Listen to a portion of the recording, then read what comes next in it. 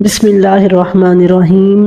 معزز سامعین، سورۃ العصر اس دور میں نازل ہوئی جو نبوت کا ابتدائی دور تھا۔ انتہائی مختصر چھوٹی چھوٹی صورتیں اور چھوٹی چھوٹی آیات نازل ہو رہی تھیں جو ازبر زبان زدیں عام ہو جاتی تھیں، جو دلوں میں اترتی چلی جاتی تھیں، روح کا حصہ بن جاتی تھی اور پھر انسان کی زندگی کو مکمل طور پر چینج کر دیتی تھی۔ وہ جہالت کی اتھاہ گہرائیوں سے نکل کر اسلام کے نور میں داخل ہونا شروع ہو جاتا تھا۔ صحابہ کرام کہتے ہیں کہ سورۃ عصر ان صورتوں میں سے ہے کہ اگر آپ اس کو سمجھنے اور اس پر عمل کر لیں تو گویا آپ پورے قرآن پر عمل پیرا ہو جاتے ہیں۔ اکرام کہتے ہیں کہ سورۃ عصر جب نازل ہوئی تو ہمارا یہ حال تھا کہ ہم جب آپس میں ملتے تھے اس وقت تک ایک دوسرے سے جدا نہیں ہوتے تھے جب تک ہم ایک دوسرے کے سورۃ عصر نہیں سنا لیتے تھے۔ سورۃ عصر کا آغاز اس طرح سے ہوتا ہے، والعصر قسم ہے زمانے کی۔ اس میں اللہ تعالیٰ نے قسم کھائی ہے زمانے کی کہ زمانہ کیا ہے؟ زمانہ وقت ہے، وہ پیریڈ آف لائف ہے، وہ پیریڈ آف ٹائم ہے جو اللہ تعالیٰ نے ہر امت کو دیا، جو اللہ تعالیٰ نے ہر انسان کو دیا، جو اللہ تعالیٰ نے ہر فرد کو دیا، فردن بھی اور اجتماعی طور پر بھی۔ وہ پیریڈ آف لائف وقت ہے، زمانہ ہے۔ زمانہ وقت ہوتا ہے، ہر وہ وقت جو گزر چکا ہے، ہر آن ایک وقت ہے۔ جو گزر چکا ہے وہ ماضی بن چکا ہے، جو گزر رہا ہے وہ حال ہے، اور جو ابھی آنے والا ہے وہ ہمارا مستقبل ہے۔ اور بالکل ایسے ہی جیسے کمرہ امتحان میں بیٹھے ہوئے طالب علم کو ایک پیریڈ دیا جاتا ہے، ایک پیریڈ آف ٹائم دیا جاتا ہے جو اس کے لیے بہت اہم ہوتا ہے۔ اس کا دھیان گھڑی کی سوئیوں پر ہوتا ہے کہ ہر سیکنڈ ہر منٹ اہم ہے۔ اس نے کوسچن سولو کرنے ہیں، آنسر لکھنے ہیں، کہیں وہ کوئی لمحہ ضائع نہ کر دے، کہیں وہ پیچھے نہ رہ جائے۔ دوستو، امام راضی کہتے ہیں، میں نے وقت کی مثال اس برف فروش سے سیکھی۔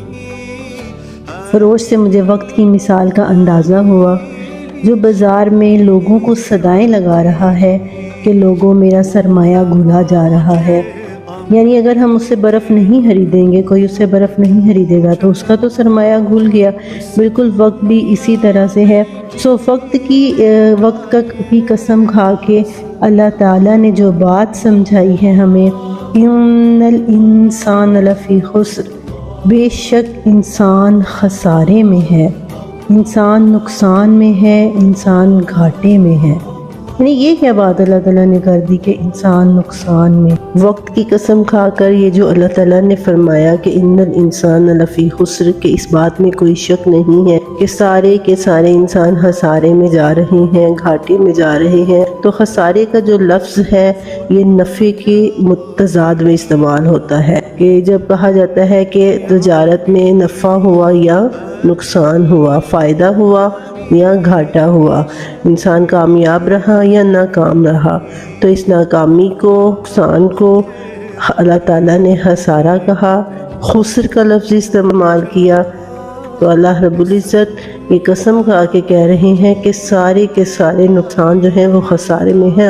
ہاں، البتہ 4 قسم کے لوگ ایسے ہیں یا 4 صفات اپنے اندر جو انسان پیدا کر لیتے ہیں تو وہ اس خسارے سے، وہ اس نقصان سے باہر آ جاتے ہیں۔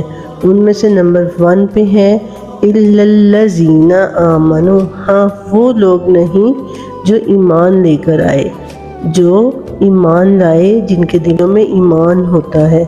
ایمان کا مطلب تو ویسے تو اس کا مطلب یقین ہے، لیکن عربی میں اس لفظ کا اصل مقصد ہے صدقہ واعتمد علیہ، یعنی کسی چیز کی تصدیق کی اور پھر اس پر ایمان بھی لے آئے، تصدیق کرنے کے بعد ایمان بھی لے کے آئے۔ جیسے کہ اللہ تعالیٰ نے قرآن پاک میں بھی کہا ہے، یا ایھا الذین آمنوا آمنوا باللہ ورسولہ، اے وہ لوگوں جو ایمان لائے ہو، سچے دل سے مان لو، سچے دل سے تصدیق کر لو کہ اللہ ایک ہے اور محمد صلی اللہ علیہ وسلم اس کے رسول ہیں۔ تو اصل میں ایمان کا مطلب دل کی وہ کیفیت ہے جو آپ کے عمل کو بدل دیتی ہے، جو آپ کے عمل پر اثر انداز ہوتی ہے۔ اور اصل میں ایمان قابل قبول بھی وہی ہوتا ہے جو آپ کے عقیدے کے ساتھ ساتھ آپ کے عمل کو بھی بدل دیتا ہے۔ ایمان کے بعد اللہ تعالیٰ نے فرمایا اللہ تعالیٰ نے فرمایا کہ الذین آمنوا وعملوا الصالحات، وہ لوگ نہیں جو ایمان لے کر آئے اور انہوں نے عمل صالح کیے یعنی نیک اعمال کیے۔ اصل میں ایمان وہ بنیاد فراہم کرتا ہے جس پر عمل کی عمارت تعمیر ہوتی ہے، اور عمل صالح کے پیچھے دو چیزیں ہوتی ہیں۔ سب سے پہلی چیز نیت۔ رسول اللہ صلی اللہ علیہ وسلم نے فرمایا انما الاعمال بالنیات وانما لکل امرئ الا ما نوى فمن كان هجرته الى الدنيا يصيبها او الى امرأة ينكحها فهجرته الى ما هاجر الیہ۔ آپ نے فرمایا کہ ہر عمل کا دار و مدار نیت پر ہے، اور ہر انسان کے لیے وہی کچھ ہے جس کی وہ نیت کرتا ہے۔ بس جس شخص کی ہجرت دنیا کی کوئی چیز حاصل کرنے کے لیے ہوئی تو اس کو اسی کا اجر ملے گا، یا کسی عورت کو حاصل کرنے کے لیے وہ ہجرت ہوئی تو اس کو وہ چیز مل جائے گی، لیکن اس کو ہجرت کا ثواب نہیں ملے گا۔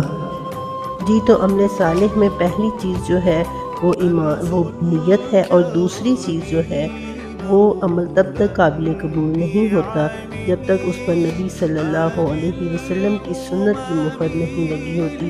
بظاہر وہ ہمیں کتنا ہی نیک کیوں نہ لگ رہا ہو، لیکن اگر رسول اللہ صلی اللہ علیہ وسلم کی احادیث سے وہ کام ثابت نہیں ہے، مثال کے طور پر ہم نماز خود سے ہی پڑھنا شروع کر دیتے ہیں، وہ طریقہ اختیار نہیں کرتے جو کہ رسول اللہ صلی اللہ علیہ وسلم نے احادیث میں ارشاد فرمایا ہے، تو ہماری نماز قابل قبول نہیں ہوگی۔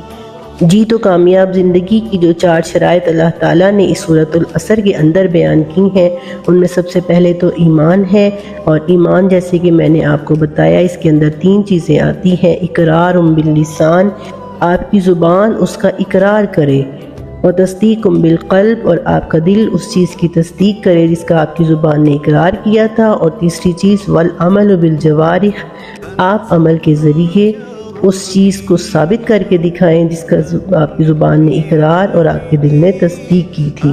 اور دوسری چیز جو عمل ہے وہ عمل صالح ہوگا، اس میں پہلی چیز نیت، اور دوسری نبی صلی اللہ علیہ وسلم کی سنت کی مہر ہے۔ یہ تو ہوئی 2 چیزیں، اب آگے ہم دیکھتے ہیں اور کون سی 2 چیزیں ہیں جو کامیاب زندگی گزارنے کے اصول ہیں۔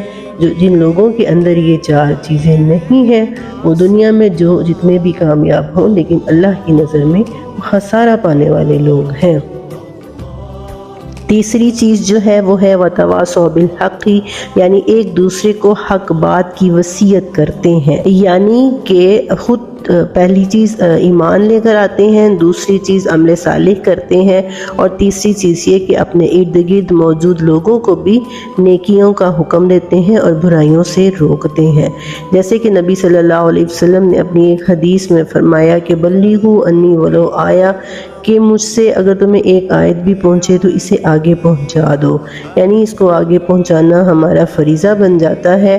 اور پھر ہمارے ارد گرد جو لوگ موجود ہیں اگر وہ کچھ غلط کر رہے ہیں تو ان کو غلطیوں سے روکنا اور نیک اچھائیوں کی طرف لے کر جانا بھی ہمارا فریضہ ہے، جیسے کہ اللہ تعالیٰ نے قرآن پاک میں حکم دیا ہے کنتم خیر امۃ، تم وہ بہترین امت ہو جسے میں نے اس لیے نکالا ہے کہ دوسروں کو اچھائیوں کا حکم دو اور برائیوں سے روکو۔ یعنی ہم اس طرح کی زندگی نہیں گزار سکتے کہ ہم کہیں ہم نیک عمل کر رہے ہیں، ہمیں کسی سے کیا لگے۔ تو اسلام جو ہے وہ فرداً بھی انسان کو نیک دیکھنا چاہتا ہے، اور معاشرتی طور پر بھی وہ انسان کو نیک دیکھنا چاہتا ہے کہ وہ اپنے ارد گرد کے ماحول سے بے خبر ہو کر زندگی گزارنے والا نہ ہو، بلکہ اس کو اپنے ارد گرد کے ماحول پر اثر انداز ہونا ہوگا، اور اثر انداز اس طریقے سے ہونا ہوگا کہ اس کو برائیوں کو روکنے والا اور اچھائیوں کو پھیلانے والا بننا ہوگا۔ اور چوتھی چیز یا چوتھا اصول جو اس صورت میں اللہ تعالیٰ نے کامیاب زندگی کے لیے بیان کیا ہے وہ ہے وتواصوا بالصبر، یعنی ایک دوسرے کو یہ مومن لوگ صبر کی تلقین کریں گے، یعنی ایک دوسرے کی مشکل وقت میں اس کے پاس آئیں گے اور اس کی ڈھارس بندھائیں گے۔ اور دوسری بات جو یہاں سے ثابت ہو رہی ہے وہ یہ بھی ہے کہ جو پہلا حکم ہے وتواصوا بالحق، حق بات کی تلقین کریں گے، تو ساتھ ہی یہ جو کہا کہ وتواصوا بالصبر، اور صبر کی بھی تلقین کریں گے۔ تو جب ہم لوگوں کو حق کی طرف بلائیں گے، برائی سے روکیں گے اور اچھائی کی طرف بلائیں گے تو یقیناً یہ بات کسی کو بھی اچھی نہیں لگے گی۔ جیسے کہ قرآن میں نبیوں کے بارے میں اللہ تعالیٰ نے فرمایا وَلَٰكِن لَا تُحِبُّونَ النَّاصِحُونَ، تم اپنے خیر خواہوں کو پسند نہیں کرتے، اچھائیوں کی طرف بلانے والوں کو پسند نہیں کرتے۔ تو یہ معاشرہ، یہ سوسائٹی جو ہے وہ خیر خواہوں کو پسند نہیں کرتی، وہ ان کے راستے میں رکاوٹیں ڈالے گی۔ رکاوٹیں ڈالتے ہوئے جو مشکلات پیش آئیں گی ان پر تم لوگوں نے صبر کرنا ہے اور ایک دوسرے کو صبر کی تلقین کرنی ہے۔ تو یہ 4 اصول ہیں جو سورۃ عصر کی روشنی میں ہمیں ملتے ہیں کہ اللہ تعالیٰ کی نظر میں ان 4 اصولوں پر کاربند ہونے والے لوگ کامیاب ہیں۔ اس کے علاوہ بظاہر کوئی کتنا ہی کامیاب ہو جائے، کتنا ہی لینڈ لارڈ اور خزانوں کا مالک ہو جائے، لیکن اللہ کی نظر میں وہ خسارہ پانے والا ہے۔ تو اللہ تعالیٰ سے دعا ہے کہ وہ ہمیں سورۃ العصر پر عمل پیرا ہونے کی توفیق دے۔ تو معزز سامعین، انڈرسٹینڈنگ آف قرآن، تفہیم القرآن کا یہ سلسلہ ہم نے شروع کیا ہے۔ فجر کے بعد انشاءاللہ العزیز ہم اس سلسلے کو برقرار رکھیں گے۔ اس کے پیچھے جو نیت کار فرما ہے وہ یہی ہے کہ نبی صلی اللہ علیہ وسلم نے فرمایا تم میں سے بہتر وہ ہے من تعلم القرآن وعلمہ، جو قرآن سیکھے اور اس کو دوسروں تک پہنچائے۔ تو میں آپ لوگوں کو اپنی اس پروگرام میں شرکت کی بھرپور دعوت دوں گی کہ میرے ان پروگرامز کو سنیں اور ان میں آپ لوگ بھی حصہ ڈالیں، اپنے کومنٹ سے مجھے اپنی آراء سے آگاہ کریں اور اس کو صدقہ جاریہ سمجھ کر شیئر بھی کریں اور زیادہ سے زیادہ اس میں شرکت کرنے کی اور پورا پروگرام سننے کی کوشش کریں اور اپنی آراء سے مجھے ضرور آگاہ کریں۔